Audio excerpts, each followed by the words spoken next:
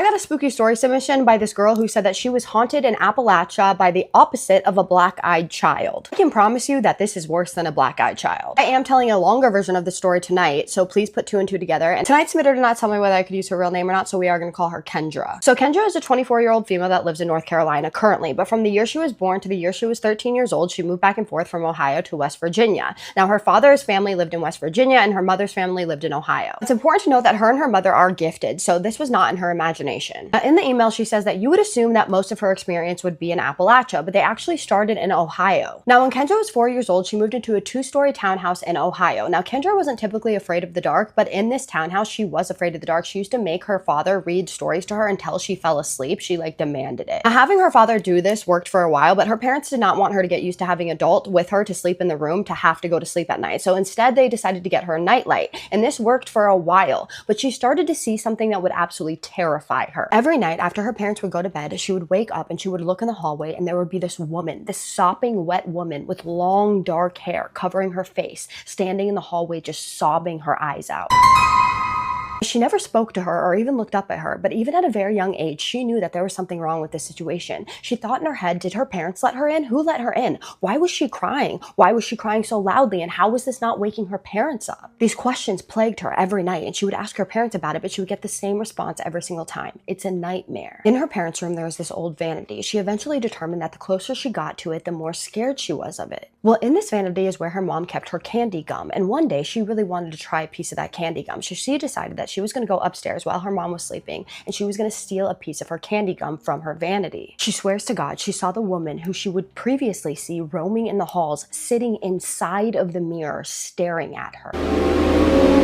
She screamed and started crying, quickly alerting her mother, who was asleep, but ran into the room, grabbed a blanket, and threw a blanket over the mirror. Her mom completely covered the mirror with this blanket and promptly explained to her she is never to go into her room ever alone. The rest of her time in that house was a blur. She remembers going to visit her grandparents very often with her mother because her mother was just trying to get out of that house until they moved. Later in life, her mother independently told her that she was seeing the exact same things that Kendra was seeing in that house, and actually at one point had her father get rid of the vanity before they moved because she knew that whatever this was attached to the vanity. When she was 6 years old, she moved to West Virginia for the second time, and they lived in a house that was 2 houses down from her grandparents. The house was built in the 30s, and it showed from the super thin glass and the no central air or heat. Beyond that, the people who lived there before them were definitely hoarders, and they also left some very curious renovations in the house. Interesting things were found in the house, like a boarded up fireplace and padlocks found on the outside of bedroom doors. Light switches too far up for any child to reach, and a crawl space. Crawl space was the worst. To get to it, you had to go around the back of the house. Before moving in, her father took a crowbar to a padlock on an old wooden half door. There was no floor but dirt, and it smelled of mildew. Now you're probably thinking, well, that's what a crawl space is, and you would be correct. But it was what her parents found inside that was the last straw for them and resulted in them calling the cops on the previous tenants. The previous owners had a lot of kids, more kids than they could handle. They had 6. But it wasn't only the kids, it was 2 parents and 2 grandparents that lived in that 2-bedroom hoarder house. They thought it would be a great idea to make that crawl space a bedroom for their youngest boy, who was 6 years old. Now, this child was most likely locked in there. It was as soon as her parents realized what they were looking at that they had her go to her grandparents' house and play, and they called the cops so that they could document what they had found. Well, after this, they eventually got the house livable, so they moved into the house. She actually got the room where the padlock was on it and the light switch was too tall for her to reach. Immediately after moving in, she began to have nightmares that she was being stalked or chased. It was not long after this that she decided that she was going to start going to church with her grandmother, who was a devout Southern Baptist. Not only was this one of the only activities that was around for her, but she also hoped and prayed that this would make the experiences that she was experiencing stop. It didn't. Every night, she would say her prayers, sing hymns, and read the Bible. She even slept with rosaries that her Catholic grandmother gave her, but this didn't stop him. She would be in bed, and like clockwork, the knob of her closet door would slowly fall out. It was solid metal, so it would still make a loud clanking noise as it dragged on the carpet. She would lay there, completely still, yet her eyes fixed on the door. The door was hard to open, considering the carpet in front of it was over its threshold, but it would open. Inside would be a boy. She vividly remembers him. His head was too large for his body. His hair was short, yet he had greasy bangs. In fact, every part of him was greasy. He stayed huddled in a ball, but then turned to look at her. And oh my God, those eyes. His eyes were triple the size of what they should be, and while every other part of him was black, his eyes were blinding white. His facial expression, it wasn't a malice, but yet a cry for help, it seemed. She remembers feeling so terrified she couldn't move. The fear she felt wasn't a normal, I'm seeing ghost fear. But it was like the boy was putting or projecting intense fear, grief, and sadness into her. It's like she knew they weren't her feelings, but yet she felt them so deeply. This was no nightmare or sleep paralysis. Multiple times she would try to sit up in her bed to examine him further or try to get the courage to run out of her room. She would beg with tears in her eyes not to sleep in her room. She would tell her mother multiple times, and her mother was actually getting concerned about her mental health, or concerned that this was actually a thing. One night she was allowed to sleep at her grandparents' house, and her mother slept in that room, and that's when she saw him. She contacted her godparents, which came to the house with a priest that they had known to bless their house. After that, things got worse. Like physical things started happening, like books falling off the shelves and her waking up with scratches and bruises. They couldn't take it anymore. Finally, they moved in with her grandparents in Ohio until they could find a new apartment and get away from that house. Years later, her mother actually admitted that she saw everything that she had seen from the beginning too, but she just didn't want to admit it because she didn't want to scare her. Once she got away from it, it doesn't torment her like it used to. She can sleep well without having to have a special routine. Sometimes she swears if she's in West Virginia, she can feel him right beside her in any closet door to this day. So what do you guys think about the story? First of all, the whole situation with like the crawl space being a bedroom for a 6-year-old and the padlocks on the outside of the bedroom doors and the light switches breaks my heart, because you know damn well those kids were being abused. Now here's my thoughts on it. I think maybe it was a manifestation from the previous tenants, just from all of the negative energy and everything that went on in the house prior, that this little boy manifested. Because I don't think that the little boy that was in the house prior was unalived. I just think that this was like a manifestation of the pure evil that was going on. What do you guys think? And the fact that she was feeling all of his feelings and all that negativity and the sadness and just consumed her is also so sad. The lady who was sobbing in the hallway, I have no idea what that was, but that was terrifying. So just drop all your thoughts, opinions, everything in the comments, because I'm sure she'll be seeing all of them and she might even respond to them. But with that being said, I am now going to do my favorite part, which is the shout outs. The first one is going to FYP Fiend. You are the best. You said that you watch my stories every single night to go to sleep to, and that warms my heart. Like, I love that because I listen to spooky stories to go to sleep, and knowing that someone else is doing it just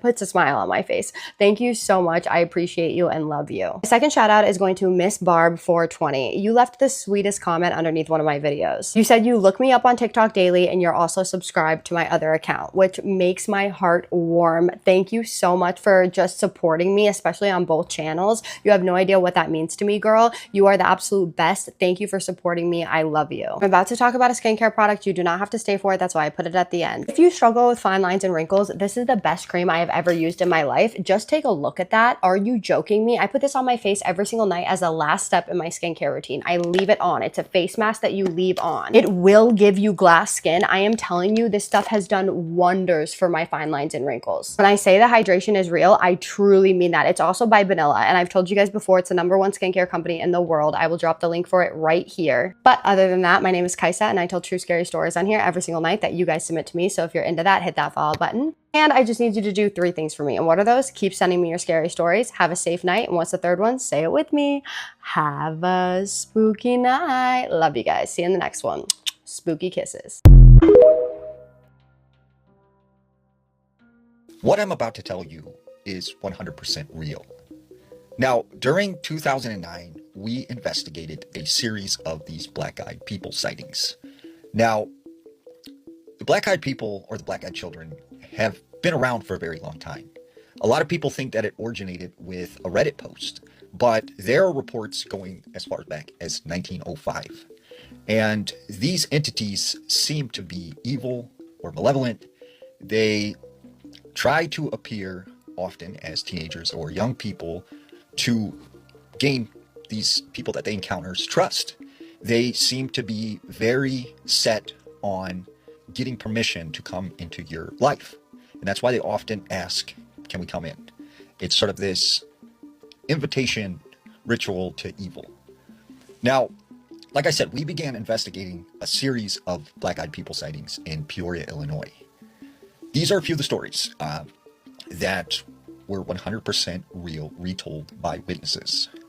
So this first story takes place just outside of Peoria, Illinois. There was this man who was driving on Interstate 74. He had an RV. He makes his way to this truck stop, and he was going to get something to eat. He was going to rest for a little bit, and then he was going to get back on the highway. He said it was probably around 1 in the morning. And he just remembered it had stormed just a little bit before this. So there was lightning in the background, and it was just like a nice, cool, crisp night. As he's in his RV, he hears a knock at the car door. So he makes his way to the front of the vehicle, and he looks out the window, and there's this girl, maybe about 13, 14 years old. She's wearing a black hoodie. She's got on black pants and black shoes. So he rolls down the window, and he's like, yeah, is everything okay? And she goes, excuse me, mister, can you give me a ride? And he's like, well, like, what are you doing out here at 1 a.m? Like, where's your parents? Like, like, why are you alone? And she goes, never mind that. Can you just give me a ride? And he's like, well, where do you want to ride to? And she says, well, just up the way. Can you give me a ride, please? And he's like, I don't know. I don't really feel comfortable with that. And she proceeds again, please give me a ride. Please just let me in. I can't come in unless you invite me. And this guy's like, you know what? Look, I feel bad for you. I will give you money so you can get a hotel room, and I'll give you some food, but I'm not going to let you in my RV, and I'm not going to drive you anywhere. He said that's when he offered, like I said, to give her a hotel room and to give her food. She just turns away. And as she walked away, he's like, wait a second. He didn't even realize when he was talking to her that she had solid black eyes. Like something was wrong with the way her eyes looked. He watches her walk away across the parking lot, and he said she went into a drainage ditch and like climbed into this drain and disappeared. And so he went inside. He told like the people that owned the truck stop like what was going on, and they went out there with flashlights and they looked at this drain, and they're like, I don't think a person who's like 13, 14 years old would be able to even fit into this thing. Like, I don't know how a person would have went down there. So they notified the police, but they never found this girl. Was this a black-eyed kid in Mexico, or is it something completely different? This guy says the story he's about to share is a story that he's heard his grandfather share with a lot of people throughout the years. He explains how the story has never changed, it's always remained the same, so he definitely believes what his grandfather said. When his grandfather was little, they lived in a ranch basically far away from the city. This was a large family, so the grandfather was the youngest out of a lot of siblings, and mom and dad, of course. Being that the family was huge and the grandfather wouldn't get a lot of attention, he would end up doing really bad things to his siblings, including the mom. He would prank them. He would just do things that weren't even funny, so he was always getting into trouble. He got into so much trouble that they started punishing him by making him take the goats up to the mountain so that they can go and eat. Side note, this is exactly how they would punish my stepdad too.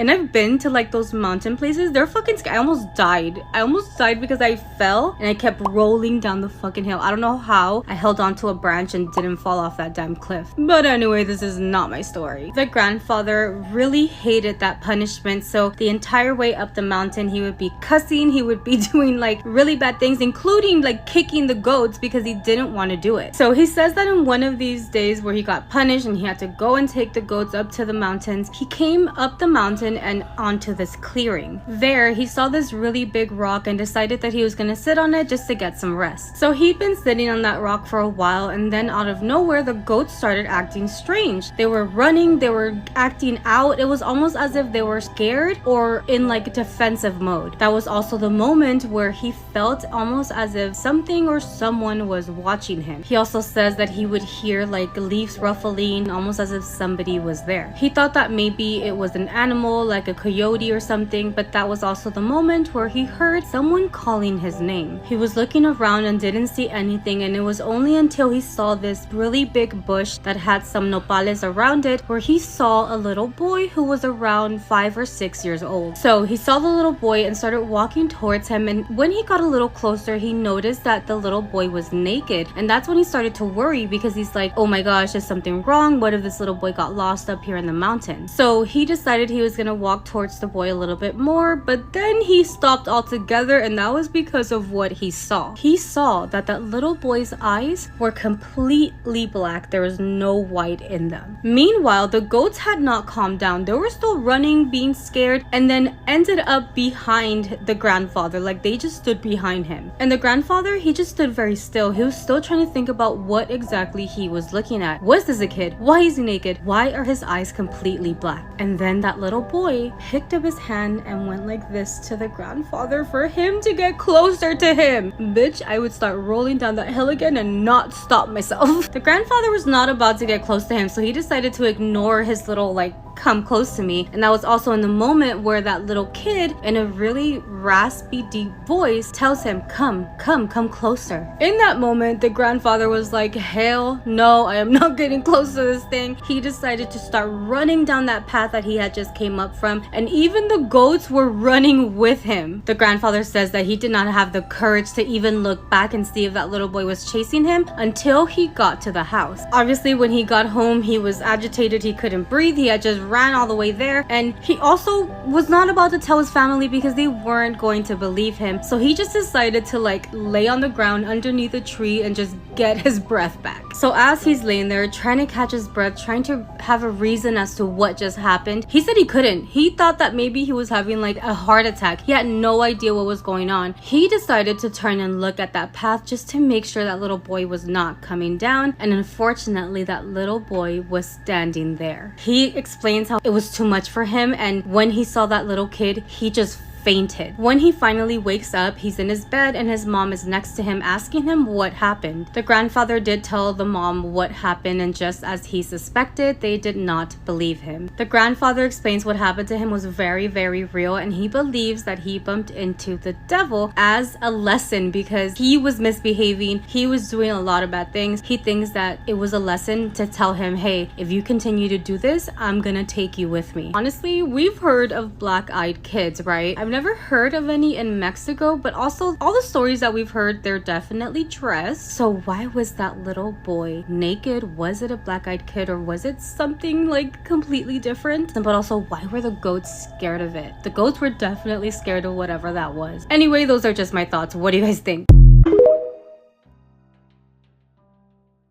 Whatever you do, if you hear a knock at your door at night and it's black-eyed children, do not open that door. Actually, don't open the door for anyone late at night. So I've heard about this black-eyed children phenomenon ever since I was little, and one of my followers sent me their experience with them, and honestly, I'm in shock. So if you don't know, the black-eyed children are described as kids between 6 to 16, and they often appear to be dressed in old-fashioned clothing. They have completely black eyes, no whites, no irises, and it's the most captivating, most creepy feature about them. They typically approach houses or cars late at night asking to either use your phone or to come in. It's just the way that they ask is very unsettling. They demand to come in, and because they're children, it gives people the unexplainable feeling to let them in. So these kids have a very unnatural aura to them. It's very dark and their energy is so heavy. It's said that when you encounter them, you get a sense of dread, anxiety, terror. You just feel really uncomfortable. But there's something urging you to let them in. It's also said these kids could be lost souls of ghosts, vampires, spirits, or even aliens. No one really knows, but what people do know is that if you ever encounter these kids and you let them into your house or car,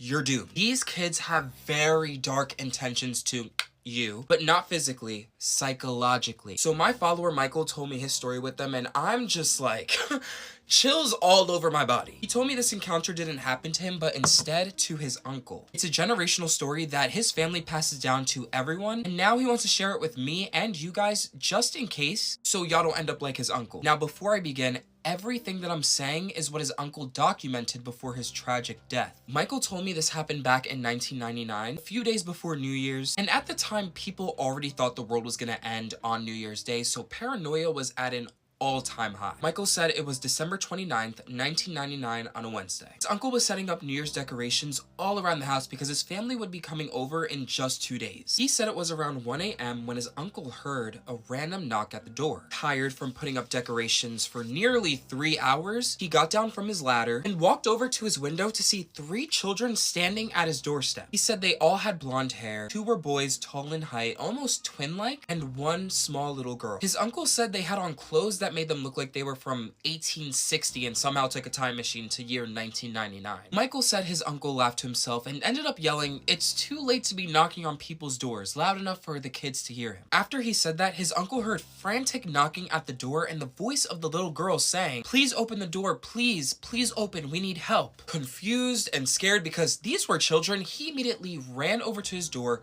turned on the porch light, and opened the door. When the door swung open and he was looking face to face at these children, he said they were pale, their hair looked really roughed up, as well as their clothes. It was almost as if they were like rolling in mud or even just on the ground. And he said each child had pitch black eyes. He remembers his body started to shake and he got this feeling of wanting to throw up. He remembers the girl pointing to the inside of the house and asking, "Can we come in?" Now keep in mind, this little girl didn't look at him once, just straightforward, no smile, nothing. Same with the boys, and his uncle said that it was like they were looking through him, not at him. Michael's uncle said he had the urge to slam the door in their face, but something about them, something about their energy made him keep that door open. So he ends up saying, "What do you guys want? Where are your parents?" One of the tall boys ended up talking and he said, "Please let us in. They're coming. We need to go inside." The other boy beside him then said, "Just give us the okay to come in. Please let us in." After he heard the words, "They're coming," he immediately told the children to come inside, completely ignoring the fact that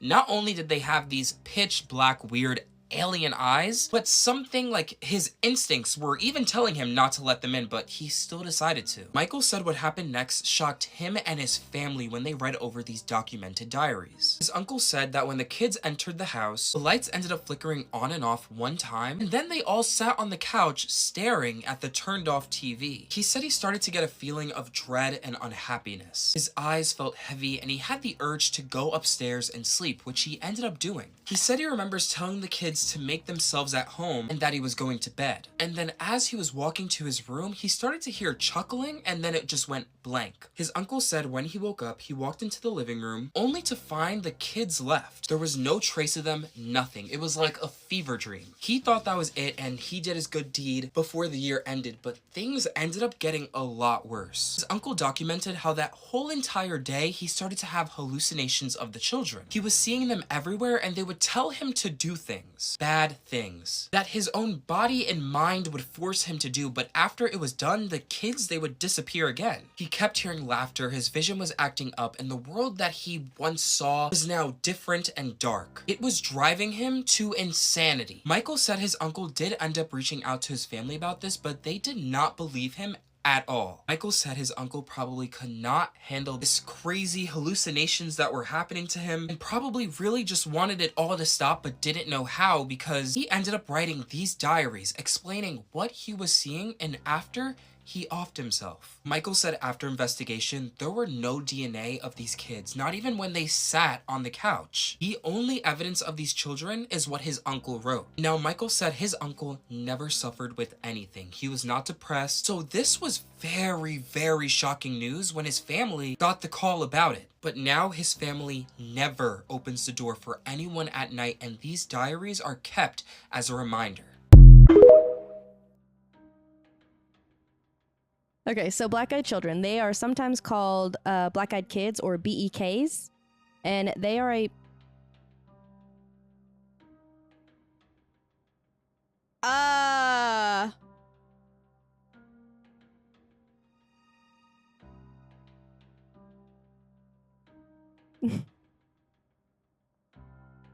gonna start crying! Okay. Oh... So now what? What do we do? I don't know. I don't really want to move. I don't either. It's very dark on the camera, though. Yeah, you can't see anything. I don't know what that's about. I've never heard about black-eyed children because I really thought that these were just like internet lore. Like I thought it started with a creepypasta or something, but I've gotten so many stories about it. So let's do another one. This came from someone named Kate in Sydney, Australia, and she said a child with black eyes changed her mother forever. Kate and her siblings went to elementary school in the US actually, which is where her mother taught, and they lived in a very affluent area. And the school was very, very close to where they lived. And growing up, she said her mother was very empathetic, soft woman. She saw teaching as her calling and would only teach in government-funded schools because she believed that every child deserved the right to education. Kate was 10, her mother was teaching a class, and there was a boy in her class named Jason, and Jason clearly came from a home of neglect. He was always dirty, his hair was stringy, he rarely had food, and clothes never fit properly. And because they were in an affluent area, people talked. The boy stood out like a sore thumb because he was always dirty, but nothing seemed to be going on at the home. The mother was strange. She was apparently a high priestess of some kind of cult. She had a huge home with estate-like gardens, and she had a lot of children, but they were all homeschooled besides Jason. She would do welfare checks on occasion, but again, she seemed to provide for all the kids whenever someone went over there. And the mother wasn't seen often. When she was, sometimes she would look completely disheveled with her hair all over the place, and other times she would look like straight out of a magazine. She would look like a socialite, more or less. Like, she had long dark hair, she was immaculately dressed, and she was always accompanied by a man, although these men would change often. Of course, none of the parents or teachers at school could ever prove that she was involved with dark magic, but that's what the gossip was. And the lore was that she would lure these men, take everything from them, and then discard them eventually. The fathers of the other children were never involved, and so the rumor was that all of these different children belonged to these different men that she had lured in and then discarded. Some of the people dismissed these rumors, though, because it seemed like she had more children than she could have possibly given birth to given their ages. Kate said the defining characteristic about Jason was that his eyes were black. Not completely black, like he still had whites, but there was no distinction between his pupil and his iris.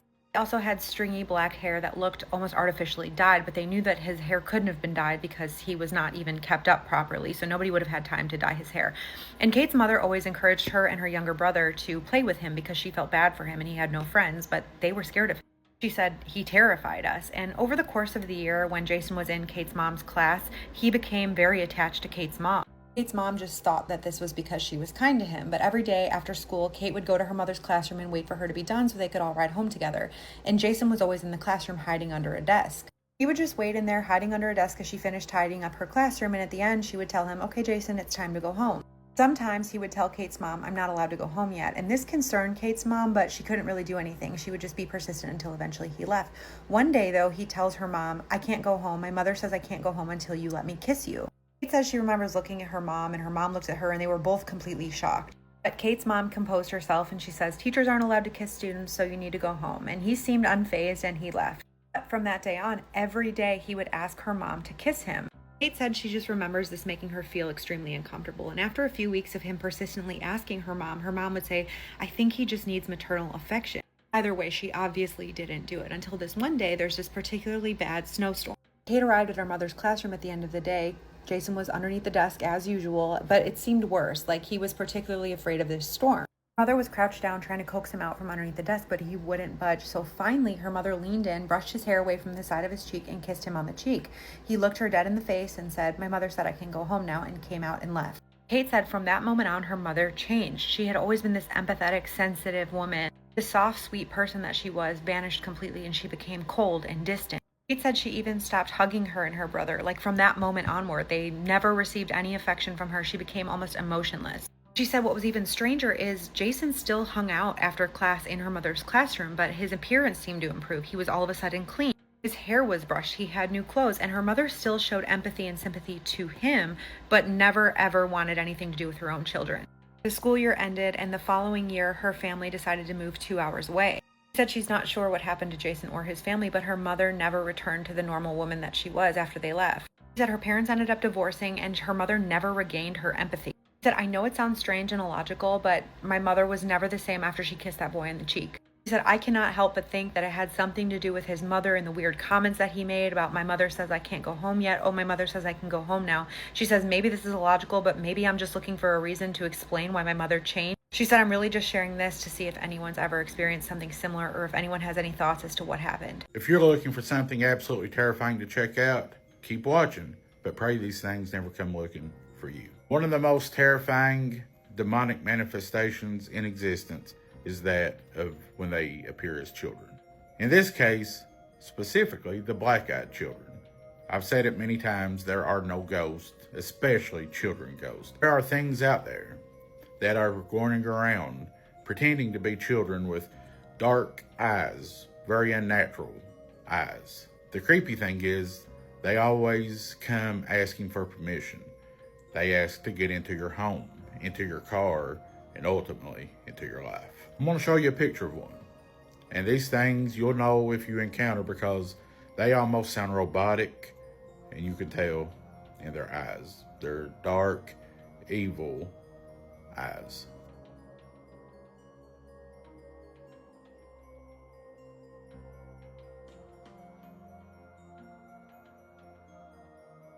Story time of the time that I encountered a black-eyed child. If this is the type of content that you're into, feel free to follow along. I post a scary story every single day. And for reference, I did share the story a while back when I had like 2 followers. I figured I would go ahead and reshare it now.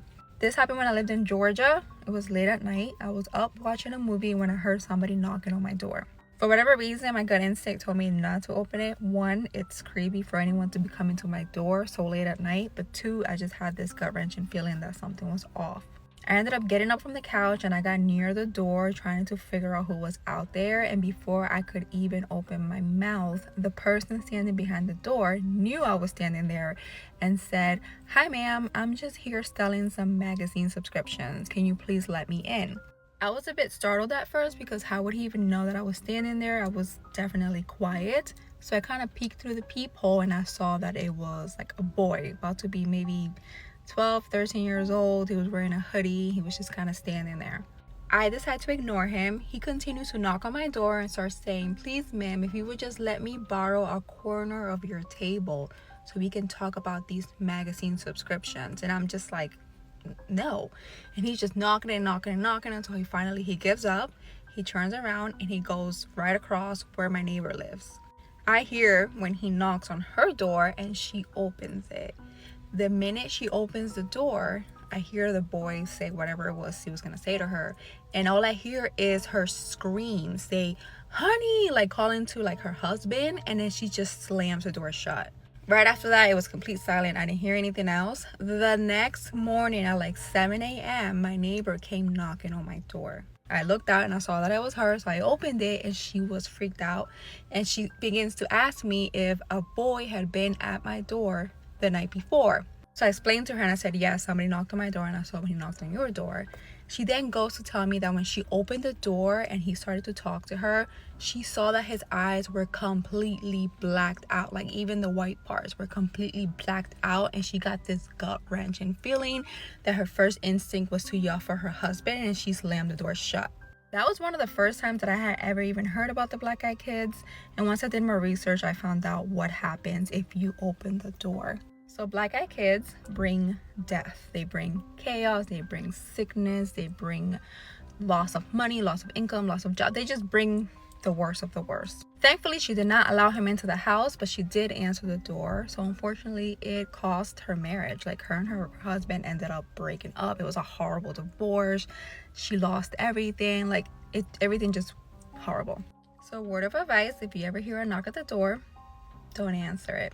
Just wait until you hear this black-eyed child story from North Carolina. Okay, it's in Asheville if you're familiar. So this guy emails and he says that he and his girlfriend just moved into this new apartment because the place that they were living at got sold from underneath them. And he said it's not normally an area that they would live in, but his girlfriend is due with their first baby next month, and so they just needed to find a place. And he said, you know, eventually the plan is to move somewhere else, but for now they're subletting this apartment, and it's in this old kind of rundown building, and it's just a walk up. There's no elevator or anything like that. And he said the first day they moved in, which was about a month ago, there's a knock at the door, and they answer, and there's this old woman. She's got stringy gray hair, and she looked like something out of a horror movie, just like very, very old, missing teeth, and she's holding a fruitcake, but they don't want to be rude, and so she says, you know, have this, I'm your new neighbor. And he said they looked at the fruitcake and it was moldy and it had like this weird film over it, but they didn't want to be rude and they didn't really feel like inviting her in. But again, she was being polite and introducing herself, so they're like, okay, come on in. She says, no, it's okay, I just wanted to drop this off and give you a warning not to answer knocks late at night. And they think because of the area she's talking about break-ins or crime or something like that, so they just say, okay, thank you, we won't answer the door late at night. Don't really think too much of it, right? But a couple nights go by and there's a knock at the door. It's right around midnight and they're both in bed. He said they were both up just watching a TV show or something, and so he goes to answer the door because he just thinks it's this old woman for some reason. But when he answers the door, there's two children standing there and they're in like dated clothes. He said, I don't know how to describe it, probably something from like the 1930s or 1940s. Like they were clean, but these clothes were clearly very old. But it was their eyes that made him take a step back because they were completely black. He said there were no whites, but he thought it was something genetic and he didn't want to be rude and stare, so he was kind of avoiding eye contact. And so he just says, can I help you with anything? And they point inside the door past him, like toward his bedroom, and say, can we have some hair from the baby? And he thought he misheard them because he's like, hair from the baby? And so his girlfriend comes up behind him and she's clearly very pregnant, like she's due due next month. And she's like, Sean, what do they need? And the little girl cuts her off and says, can we have hair from the baby? And she points at her belly. And he said these kids were probably like 8 and 10, like a boy and a girl, very young, too young to be out alone late at night. And so they're looking at each other, and finally his girlfriend's like, do you two live in the building? And they say, yeah. And they point down the hall toward a door. She says, are your parents home? And they say, yeah, down there. And she says, okay, I think you should go home. And they close the door behind the kids. So they watch them walk down the hall and go in that door and close it behind them. So they go back to bed, and he said that night he was just unsettled by the whole thing. He thought about what the woman said. He thought about the kids. He was like, that was so strange, them asking for the hair of the baby. But he said he doesn't really know the people that were like living in this building. Like he assumed all kinds of people were living in there. So he just tried to put it out of his mind. But it happened 2 more times. These kids came back, and it was always around midnight. The second time they came, they asked for a sip of milk, and he said he didn't have any. The third time they came back, they asked for a piece of ribbon. And he said when he looked out in the hallway, he saw the old woman standing on the stairs going up to the next floor. She was just watching the whole exchange, like she knew these kids. So he looks up at her, he says, do you know them? And she just shakes her head, and she goes upstairs. Once again, he tells these kids to go home. But then next night there's another knock, and he's getting sick of it at this point because they need to get some sleep. They're both working. But when he answers the door, it's not the kids, it's the old woman, and she's shaking, she looks angry, and she's got another fruitcake in her hands, and she pushes it into his hands, and she says, you have to stop letting them in your mind. She said, I told you not to open the door. And she's yelling at him at this point. So at this point, his girlfriend grabs him, closes the door in her face, and she's like, everyone in this building is crazy. So he said about a week ago, he needed to make a maintenance call because something was acting up with their sink. And so he calls the maintenance guy, he comes out to check it out. And while the maintenance guy's there, he's asking them about like the children. And he's like, I'm concerned about neglect. If the kids that live down the hall are okay? And the maintenance guy looks at him weird. And he said he just knew when this guy looked at him that the answer was going to be weird. And the maintenance guy says, nobody's lived in that apartment unit for years. Like I've worked here for almost 10 years and no one has lived in that unit. But he said he and his girlfriend have seen people go inside. So he tells the maintenance guy this. The maintenance guy says, okay, I'm going to go check it out. It could be splatters. They go in, place is perfectly clean. Not a sign of life. Not a sign of life. He said they're currently looking for another place to live because they don't know what's going on with this building, with this old woman, with this fruitcake she keeps bringing over. But he said the knocking has continued and they have just stopped answering the door. I will keep you guys updated on this one if I hear anything else.